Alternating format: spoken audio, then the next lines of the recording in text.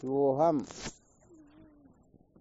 शिवोहम श्री गुरुचरण में साक्षात दंडवत प्रणाम। शिवोहम प्रणाम शिवोहम शिवोहम शिवोहम शिवोम गुरुदेव शिवोम ट्रांसफर शिवोहम गुरुदेव शिवोहम शिवोहम। प्रणाम स्वामी जी। शिवोहम।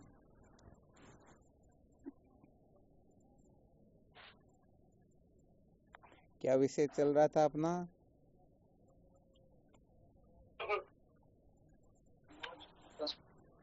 कभी भी सत्य का साक्षात्कार नहीं किया जा सकता। संसार को बनाए रखकर कभी भी सत्य का साक्षात्कार नहीं किया जा सकता, यही चल रहा था ना। जी गुरुदेव। कल क्या सुनाया था इसके अंतर्गत?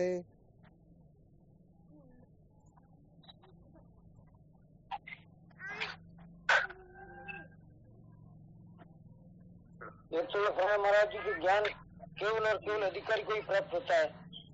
ज्ञान केवल और केवल मात्र अधिकारी को ही प्राप्त होता है, अधिकारी के सिवाय ज्ञान होता ही नहीं।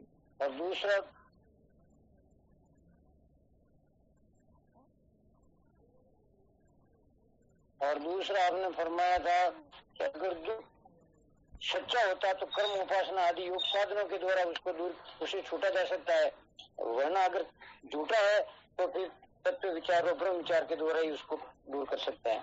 बहुत बहुत धन्यवाद। यहाँ पर जब अधिकारी का वर्णन किया जाता ना, तो यहाँ अधिकारी अपने हिसाब से नहीं बना जाता है। जब श्रुति माता आत्म साक्षात्कार के लिए संकेत करती है तो वहाँ पर श्रुति के अनुकूल जो साधक होंगे, अधिकारी होंगे, वह साधक ही सचमुच में सत्य के साक्षात्कार की योग्यता प्राप्त कर सकेंगे। कहने का मतलब बात यहाँ पर यह है कि अधिकार तो जीव मात्र को है, परंतु इसके लिए फिर अधिकृत होना होता है और इसी के लिए फिर 4 साधनों से संपन्न होना होता है। जब तक जीवन में विवेक, वैराग्य, फट संपत्ति, मुमुक्षुता ये 4 साधन जागृत नहीं होते हैं, तब तक वह अधिकारी की कक्षा में नहीं हो सकता न। जी महाराज जी। हाँ, सचमुच में चतुष्टय साधन संपन्न ही वेदांत का अधिकारी होता है। सत्य के साक्षात्कार की योग्यता उसी के पास में होती है। बाकी आत्म तत्व का साक्षात्कार सचमुच में किसी को होता ही नहीं। तो यहाँ पर यह बड़ी विलक्षण बात है कि सर्वप्रथम हम सम्यक प्रकार से अधिकृत हो जाए।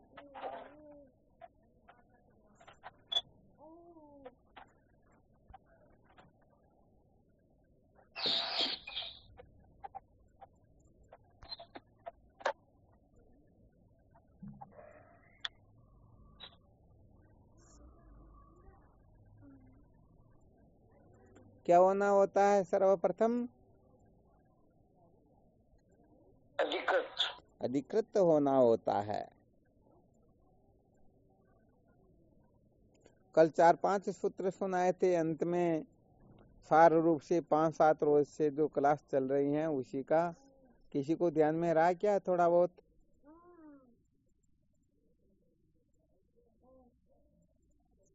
हाँ, किसी को थोड़ा बहुत ध्यान में रहा हो तो थोड़ा संकेत करे, पता तो चल जाए ना।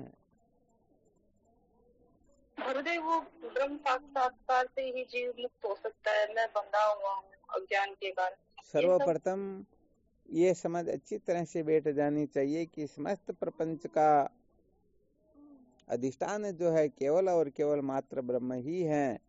अर्थात ब्रह्म के ज्ञान से ही सारा का सारा प्रपंच प्रतीत होता है। ब्रह्म के ज्ञान से ही ये जीव अनादि काल से जन्म मृत्यु की श्रृंखला में भटक रहा है। अब यदि ये ब्रह्म साक्षात्कार कर ले तो निश्चित रूप से सर्व दुखों की अत्यंत निवृत्ति और परमानंद की प्राप्ति, अर्थात माँ के गर्भ में 9 महीने तक हम जो लटके रहते हैं, इससे छुटकारे का उपाय केवल और केवल मात्र उस ब्रह्म सत्य का साक्षात्कार ही है, जिस ब्रह्म सत्य को न जानने से सारा का सारा अनात्म प्रपंच प्रतीत होता है, सारे के सारे बंधन की प्रतीति होती है। तो ये सर्वप्रथम पक्का हो गया ना।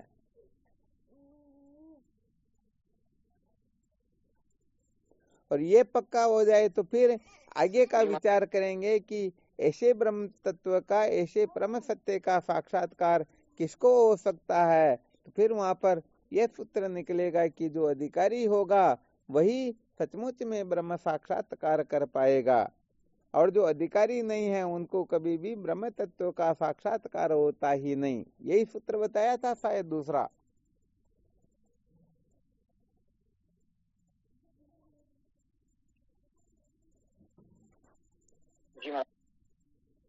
है ना। तो फिर क्या मंथन करना होता है? जो समस्त दुखों से छूटना चाहता है, जन्म मरण के चक्कर से जो बचना चाहता है, उसको क्या करना होगा? अधिकारी बनना होगा पहले। हाँ, उसे ब्रह्म साक्षात्कार करना होगा। और ब्रह्म साक्षात्कार जो है केवल और केवल मात्र अधिकारी को ही होता है। किसको होता है? अधिकारी को। तो बताओ, स्वतः ही जो जो इस बंधन से छूटना चाहेंगे उसे अधिकारी बनने में समय लगाना होगा क्या? बिल्कुल नहीं लगाना होगा। हाँ, बिल्कुल भी नहीं लगाना होगा, क्योंकि इसके सिवाय और कोई रास्ता ही नहीं है। और कोई रास्ता नहीं है तो फिर वह केवल मात्र इसी खोज में लग जाएगा कि अब अधिकारी कैसे बना जाता है। और कौन सा सूत्र बताया था?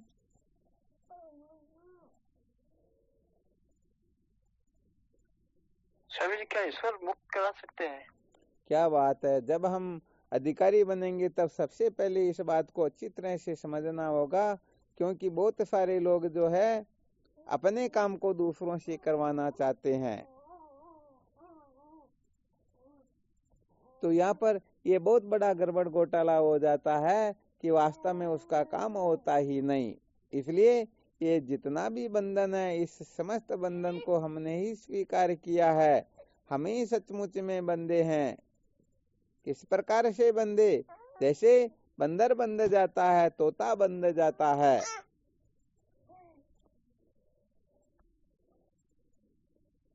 यहाँ पर बैठे हुए थोड़ा इनको संकेत कर देते हैं। आप सब लोगों को तो वैसे ध्यान में है ही है, यहाँ पर भी 10-15 साधक बैठे हुए, तो ये भी थोड़ा सुन लेंगे। क्या होता है कि बंदर को पकड़ने वाले जिस वृक्ष पर बंदर रहता ना, उस वृक्ष की मूल के आसपास एक गड्ढा खोद करके उसमें एक घड़े को दबा देता है। किसको दबा देता है? घड़े को दबा देता है। उसके पश्चात क्या होता है? उस घड़े में बंदर की जो प्रिय वस्तु होती है, और उसकी प्रिय वस्तु होती है भूंगड़े। आ गए समझ में? जो भी वो खाता है ऐसी उस प्रिय वस्तु को अंदर डाल देते हैं और दूर जाकर के बैठ जाते हैं। अब बंदर ऊपर से नीचे उतरता है, क्योंकि पास में रहते तब तक तो उतरता नहीं, और जैसे ही दूर जाते हैं वह उतर करके घड़े में हाथ डालता है। तो क्या होता है? लोभ तो किसी का कम थोड़े होता। रास्ते में ऐसा कुछ पड़ा हुआ मिलता तो हम दोनों हाथ से लेने की कोशिश करते हैं ना। तो वह फिर मुट्ठी को कम नहीं, पूरी की पूरी भरता है। और जब मुट्ठी को भर करके बाहर निकालना चाहता, उस समय उसका हाथ बाहर नहीं निकलता, क्योंकि घड़े का मुंह संकरा होता है। जब अंदर उसका हाथ उलझ जाता तो वह समझता है कि इस घड़े ने मेरे को पकड़ लिया। अच्छा, विचार करके बताओ, घड़े ने पकड़ा क्या? नहीं पकड़ा ना। वह तो उसकी मूर्खता से ही तो बंधा हुआ है, नासमझी से बंध गया। तब क्या होगा? उसे घर घर नाच नचाना होगा या नहीं होगा? दूसरा दृष्टांत आता है तोते का। तोते को पकड़ने वाले क्या करते हैं?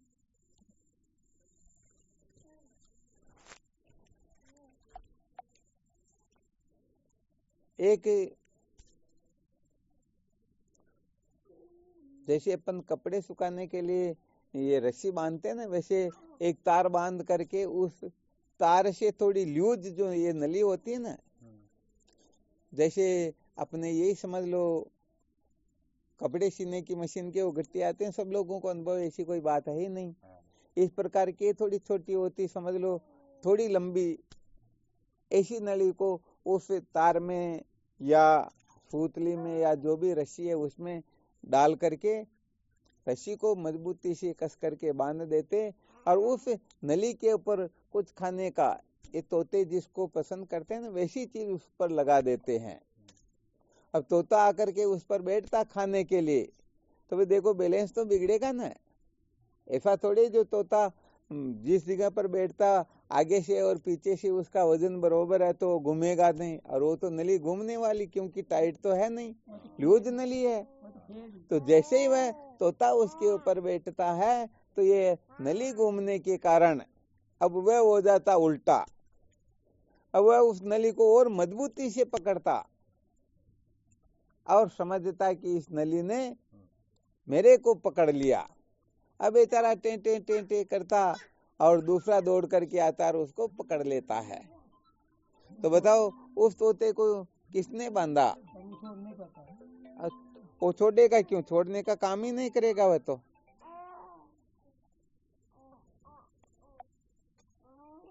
तो देखो यहाँ पर जिस प्रकार से तोता बंध जाता है, जिस प्रकार से बंदर बंध जाता है, तो ये उनके लिए संकेत किया गया, दृष्टांत दिया गया। परंतु असली बंदर और असली तोते तो हम सब हो रहे हैं। हम सब क्या कर रहे हैं? वास्तव में इसी प्रकार से तो बंधे हुए हैं ना। वास्तव में देखा जाए तो इस संसार के अंतर्गत जितना भी बंधन होता है, ये मानी मानी बंधन में आयो, हम कल्पना करके बंधे हुए हैं, वरना किसी के साथ में हड्डी पसली कुछ जुड़ी हुई है क्या? परंतु फिर भी 3,000 किलोमीटर दूर चले जाते, 3 वर्ष का वीजा बना के चले जाते, परंतु टाइम पूरा होते ही कहाँ आएंगे? तो इसका मतलब बंधन बड़ा खतरनाक है या नहीं है? जबकि कुछ दिखाई देता ही। तो होता क्या है कि इस संसार के अंतर्गत जीव मात्र ना समझी से किसी को कुछ समझ करके उसके साथ में बंध जाता है। इस बंधन को ही तो ये संबंध जो होता है ना, ये संबंध ही तो अपने को बांधता है। संबंध का मतलब होता है सम्यक प्रकाश से बंध जाना। कोई नट बोल्ट नहीं है, परंतु कहीं पर भी रहेंगे, परंतु 24 घंटे उन्हीं का चिंतन चलेगा। तो बताओ कितना खतरनाक बंधन हुआ ये, है ना? तो इस संसार के अंतर्गत जीव मात्र जो है इस प्रकार से बंधे हुए हैं। अर्थात मैं अरु मोर तोर ते माया, जेब से कीनो जीवन काया, ये मैं मेरा तू तेरा, ये क्या है? यही तो संसार चक्र है, यही तो बांधता है। देखो कई किस प्रकार से बंधन होता है। समझो चर्चा चल रही संबंध की, और आगे से फोन करके कह दिया भाई ये संबंध बिल्कुल पक्का समझो। तो संबंध तो एक बच्चे का एक बच्ची के साथ में हुआ, परंतु उस बच्चे के माता पिता भाई बंधु कुटुंब परिवार मामा नाना पता नहीं क्या क्या है, वो सारे के सारे उस बच्ची के भी जाकर के चिपक गए ना। कभी ये कौन है? ये वो फलाने ससुर जी, फलाने फलाने फलाने, वो लंबा चौड़ा आप सब लोग जानते हो जाता या नहीं हो जाता? और ऐसे ही उस बच्ची के माता पिता भाई बंधु कुटुंब परिवार वाले, उनके सास ससुर साला साली और पता नहीं क्या का क्या हो जाता है। तो एक से संबंध किया और अनेक संबंध आकर के चिपक गए न। ये बंधन कैसे होता है उसका थोड़ा फॉर्मूला बता रहे हैं। तो ये बंधन वास्तव में सच्चा थोड़ी ही है, हमने मानी तो रखा है। अच्छा विचार करके देखो, यदि सच्चा हो और 5-15 दिन बाद में वापस कॉल आ जाए, अरे भाई तुम पक्का मत समझना, हमारे समझ में नहीं बैठ रहा, आप आपके हिसाब से और दूसरी जगह पर देखते रहना। अब उस बच्ची के माता पिता उसके सास ससुर लगेंगे क्या? नहीं लगेंगे ना। तो कुल मिलाकर के एक के साथ में जब हम संबंध कर लेते हैं तो अनंत अनंत संबंध अपने साथ में आकर के चिपक जाते हैं। तो यहाँ पर हम ना समझिए, वास्तव में हम है तो क्या, ईश्वर अंश जीव अविनाशी चेतन अमल सहज सुख राशि ममे वांसो जीव लोके जीव भूत सनातन। अर्थात यहाँ पर भगवान स्वयं अपनी साक्षी दे रहे हैं कि ये सनातन जीवात्मा मेरा ही अंश है, मेरा ही स्वरूप है, मेरे से भिन्न है ही नहीं। परंतु जब हमने इस शरीर के साथ में तादात्म्यपन किया, शरीर के साथ में संबंध किया, शरीर को मैं मेरा समझा, तो शरीर को मैं मेरा समझते ही हम उसी समय, बताओ, हम स्त्री पुरुष हो गए ना। यदि शरीर पुरुष का है तो मैं पुरुष हूँ, शरीर स्त्री का तो मैं स्त्री हूँ। और जब शरीर को मैं मेरा समझ लिया तो शरीर 50 किलो का है तो मैं 50 किलो का हूँ, शरीर 5 फीट का है तो मैं 5 फीट का हूँ, शरीर 30-40 वर्ष की उम्र वाला है तो मैं 30-40 वर्ष की उम्र वाला हूँ। तो विचार करके देखो, काला गोरा लंबा ऊंचा बांका टेढ़ा ये सारे के सारे संबंध आकर के उनके चिपक जाते हैं ना, जबकि वास्तव में वह ऐसा थोड़े ही है, क्योंकि शरीर तो बदलता है। जब जन्म होता है तब 100, 200, 500 ग्राम से वजन ज्यादा थोड़े होता, और इस समय तो 1 क्विंटल का वजन हो गया। तो शरीर तो बदला परंतु हम थोड़े बदले। हम तो कहते हैं जब आज से 20 वर्ष 40 वर्ष पहले हम जो थे वही हम हैं, परंतु शरीर वो है क्या, बदल गया ना शरीर तो। हाँ, बिल्कुल सत्य वचन है। तो कुल मिलाकर के जो इस शरीर के साथ में संबंध कर लेता है, तो शरीर के साथ संबंध करते ही शरीर के कारण जितने जितने कष्ट दुख संकट तकलीफें आने वाली हैं वो सारी की सारी उनको लग जाती हैं। वह उसी समय जन्मने मरने वाला हो जाता है, क्योंकि शरीर जन्मता मरता है। और जब शरीर को मैं मेरा समझ लेते हैं तो हम उसी समय मृत्यु से भयभीत होने लग जाते हैं कि मैं मर जाऊंगा। और यदि शरीर में अमता ममता न हो तो हमारी मृत्यु होती क्या? अरे हमको तो कोई मार सकता ही नहीं ना, मारने की सामर्थ्य किसमें है? तो कुल मिलाकर के जब हम अनात्म प्रपंच को बिना समझे, बिना संतों के संग किए, बिना सत्संग किए, बिना साधन भजन किए, बिना शास्त्रों का स्वाध्याय किए, हम अपनी ही कल्पना से, बेवकूफी से, मूर्खता से, उल्टी समझ से, ना समझी से किसी के साथ में संबंध कर लेते हैं, तो फिर मरेगा तो और हम कहेंगे अरे मैं मर गया, कहते नहीं कहते? तो भाई ये संबंध ही बंधन होता है। जितना जितना संबंध बढ़ेगा उतना उतना बंधन बढ़ते ही जाएगा। और यदि सचमुच में सुखी होना है तो हाँ, ये हमारे शास्त्रों में बड़े डंके की चोट से थोड़ा ये सूत्र स्थापित किया गया है, बताया गया कि सचमुच में यदि किसी को किसी के साथ में संबंध करना हो तो वहां पर संबंधे सावधानता, सावधान होकर के संबंध करना चाहिए, क्योंकि संबंध को ही बंधन कहते हैं। क्या कहते हैं? हाँ, तो ये संबंध जो है अपना पतन करवाएगा अथवा उत्थान की ओर ले जाएगा। इस संबंध से हम सचमुच में सुखी हो पाएंगे या दुखी हो जाएंगे। अब ऐसा जो मंथन करते हैं तो बताओ हर किसी के साथ संबंध करेंगे क्या? अरे भाई, कोई हड्डी के ढेर पर जाकर के बैठे, हड्डी के ढेर से संबंध करे तो बताओ वहां उसे इत्र सेंट की खुशबू मिलेगी क्या? नहीं मिलती ना। तो ये शरीर क्या है? ये हड्डी का ही तो ढेर है।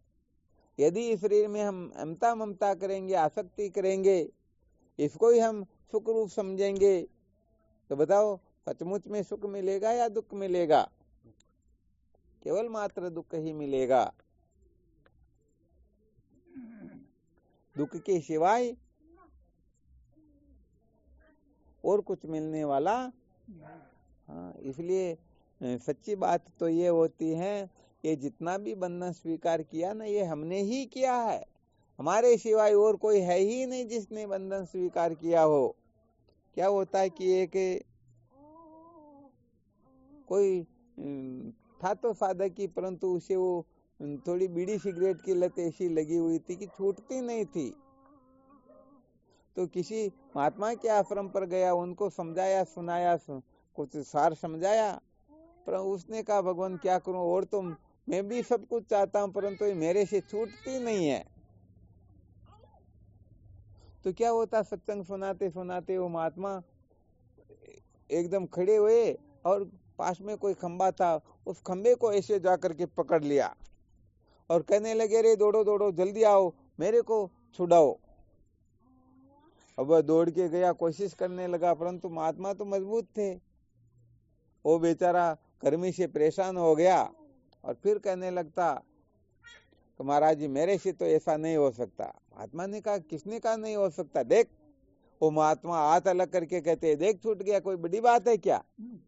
अब वह कहता है, स्वामी जी मेरे को तो अब समझ में आया, ये तो आपने पकड़ रखा था, यदि खंबा पकड़ लेता ना तो फिर आपसे नहीं छूट सकता, परंतु आपने पकड़ रखा था इसलिए। तो महात्मा ने समझाया, बेटे इसी प्रकार से ये बीड़ी सिगरेट है, इसको भी तूने ही पकड़ रखा।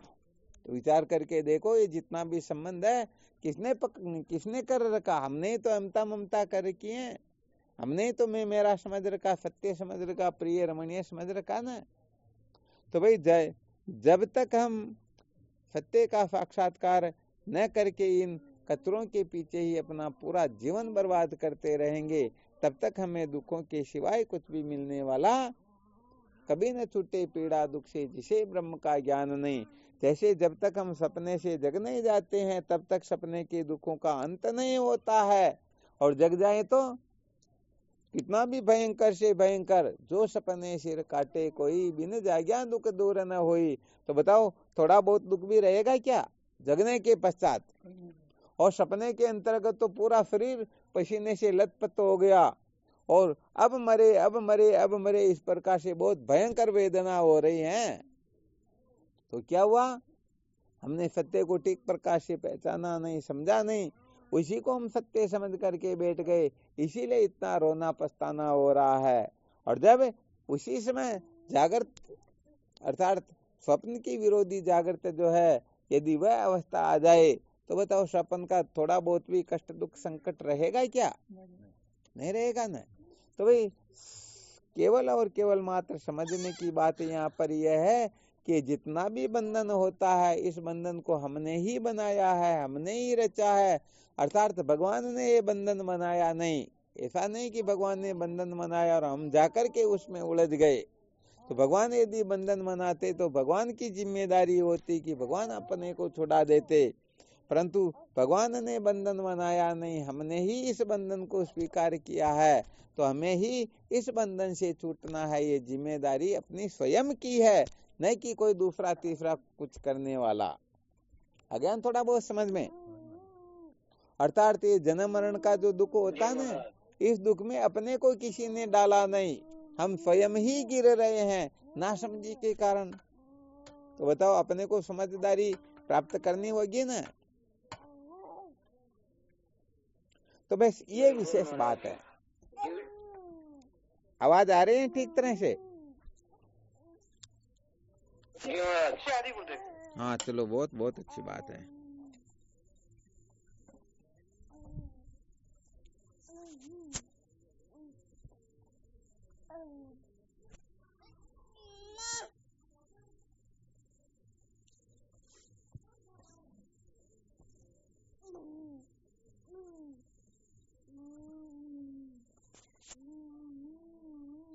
और इसमें कोई शंका हो तो देख लो भाई, और क्या। इतनी सी बात समझने की, ये बंधन हमने ही खड़ा कर रखा, हमें मानी मानी बंधन में आयो। भगवान गीता जी में कहते हैं ना, करता है मित्ति मन्यते, अर्थात हम कर्ता बने हुए। इसका मतलब सचमुच में हम करता है क्या? नहीं जी। हाँ, वास्तव में हम करता है ही नहीं, ये तो केवल मात्र हमने अपने आप को कर्ता मान लिया।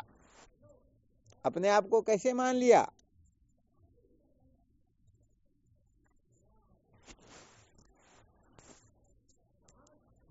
ना समझी से माना ना।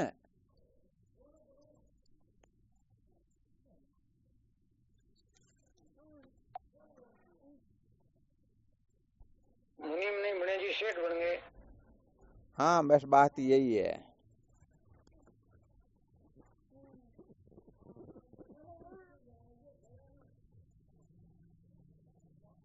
तो वास्तव में देखा जाए तो अब थोड़ा आप लोगों के लिए सुना देते हैं। बंधन की सत्ता होती ही नहीं, वास्तव में बंधन किसी में होता ही नहीं, तो मोह में नहीं और मुँह में। आ गया समझ में?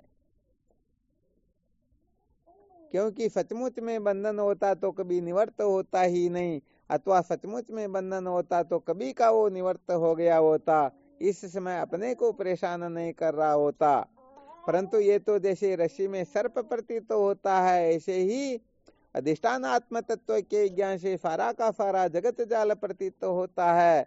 वास्तव में यथार्थ तत्व को न जानने से ही ये सारा का सारा बंधन भ्रांति वसात प्रतीत होता है। जब तक हम उस बंधन को सत्य समझते हैं तब तक बंधे हुए रहते हैं, और जब श्रुति संत महापुरुषों की कृपा से हम ठीक ठीक प्रकार से आत्म तत्व का साक्षात्कार कर लेते हैं तो वह बंधन सदा सदा के लिए निवृत्त हो जाता है, फिर बंधन की सत्ता ही नहीं रहती है।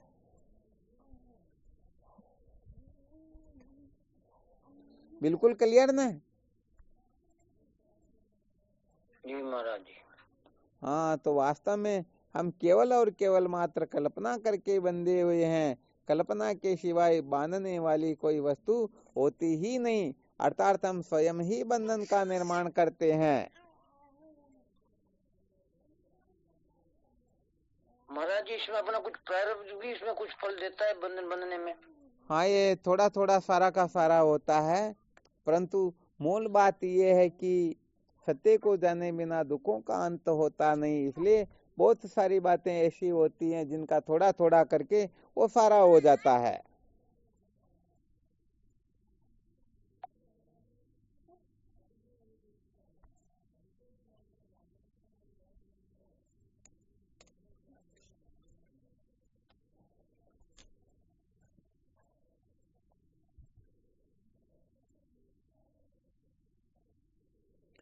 नासमझी मुख्य हेतु हुआ करती हैं, और जब नासमझी हो जाती हैं तो हम अनेक प्रकार की कल्पना आखिर में कर ही लेते हैं।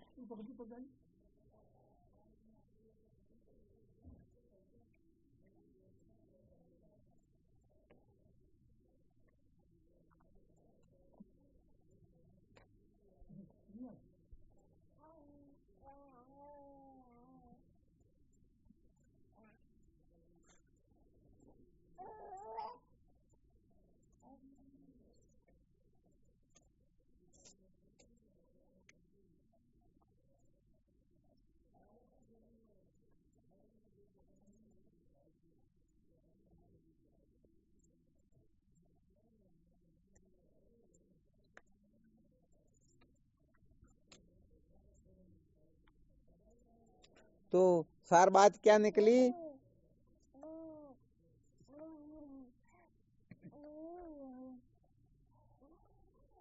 एक तो नासमझी के कारण ही बंधन है, केवल मात्र नासमझी के कारण।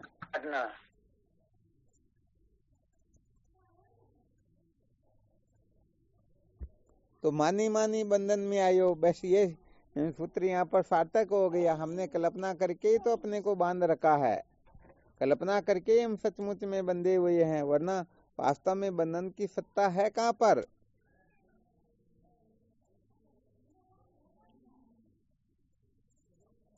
हमने संसार को सत्य प्रिय रमणीय समझा और बंध गए, तो गलती किसकी हुई? क्योंकि वास्तव में हाँ बिल्कुल, संसार तो सत्य प्रिय रमणीय होता ही नहीं।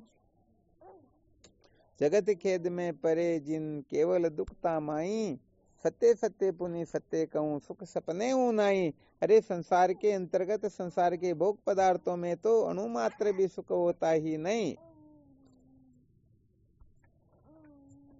तो फिर इनसे हम सुखी कैसे हो जाएंगे?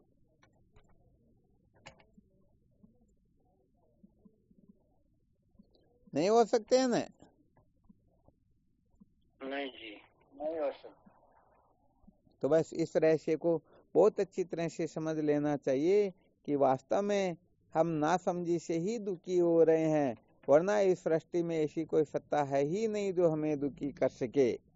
जब तक हम दुख को स्वीकार नहीं करेंगे, मैं दुखी हूँ, तब तक कोई संसार में दुखी कर सकता है क्या? नहीं कर सकता, नहीं कर सकता ना। तो बस ये अनादिकाल से इस जीव के साथ में यही छलावा हो रहा है। तो जब तक हम अपने को देह इंद्रिया प्राण मन बुद्धि के साथ में तादात्म्यपन करके इनको फतेह प्रिय रमणीय नहीं समझ लेते हैं, तब तक सचमुच में इसी संसार में कोई सत्ता है ही नहीं जो अपने को दुखी कर दे या भटका दे।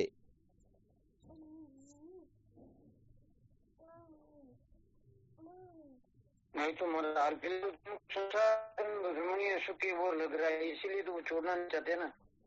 हाँ, बिल्कुल सत्य वचन।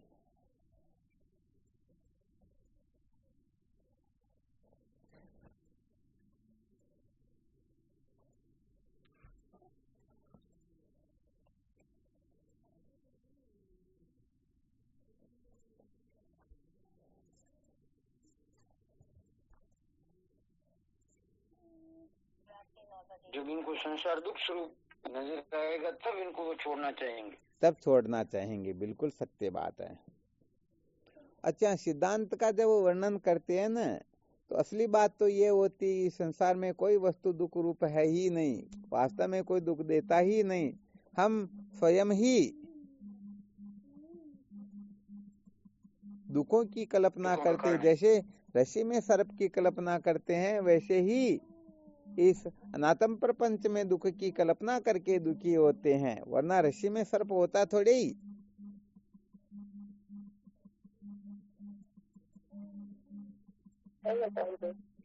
हाँ, तो कुल मिलाकर के हम कल्पना करके रोते हैं, दुखी होते हैं, और इस अनादि अनिर्वचनीय संसार में जन्मते मरते रहते हैं।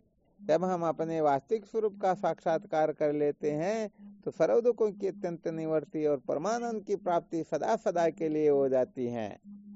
तो समस्त दुखों से छुटकारा प्राप्त करना हो तो बस यही महामंत्र है कि अपने स्वरूप का वास्तविक, अपना जो वास्तविक स्वरूप है उसको जानने वत जानो, उसका ठीक ठीक प्रकार से साक्षात्कार करो। क्योंकि आत्म तत्व को जाने बिना दुखों का अंत होता ही नहीं, यही जीवन का सार होता है। चलो ठीक, फिर नेट की भी गड़बड़ी है, फिर कल और विचार करेंगे। शिवोहम शिवोहम श्री गुरुचरणों का दंडवत प्रणाम। स्वामी जी के चरणों में साष्टांग प्रणाम। शिवोहम भगवान जी श्री चरणों में साष्टांग दंडवत प्रणाम। शिवोहम शिवोहम प्रणाम गुरुदेव। शिवोहम शिवोहम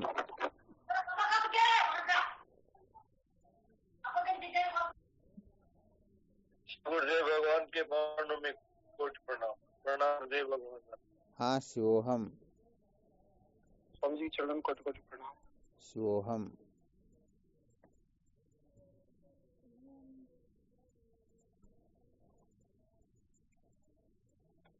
प्रणाम गुरुदेव। शिवोहम शिवोहम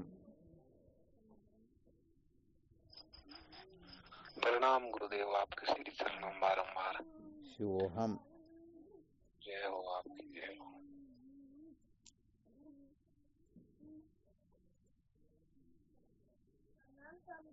को प्रणाम।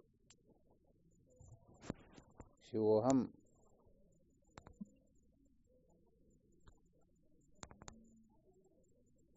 प्रणाम गुरुदेव। शिवोहम शिवोहम प्रणाम स्वामी जी। शिवोहम शिवोहम प्रणाम स्वामी जी, आपके सिर चरणों में कोटि कोटि प्रणाम। हाँ, शिवोहम प्रणाम स्वामी जी, आपके सिर चरणों में कोटि कोटि प्रणाम। शिवोहम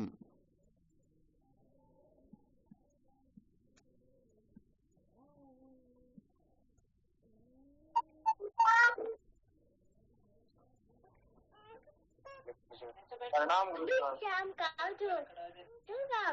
प्रणाम स्वामी जी, आपको कोटि कोटि प्रणाम। शिवोहम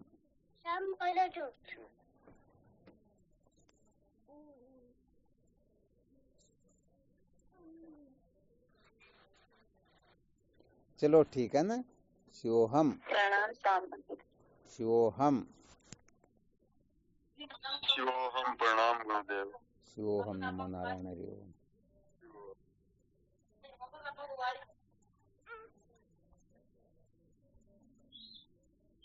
स्वामी जी चरणों में कोटि कोटि प्रणाम। हाँ, शिवोहम। श्री गुरुदेव के चरणों में साष्टांग दंडवत प्रणाम। शिवोहम दत्ता। शिवोहम। गुरुदेव आज को ऑर्डर डाल दी। हाँ बिल्कुल, देखते हैं।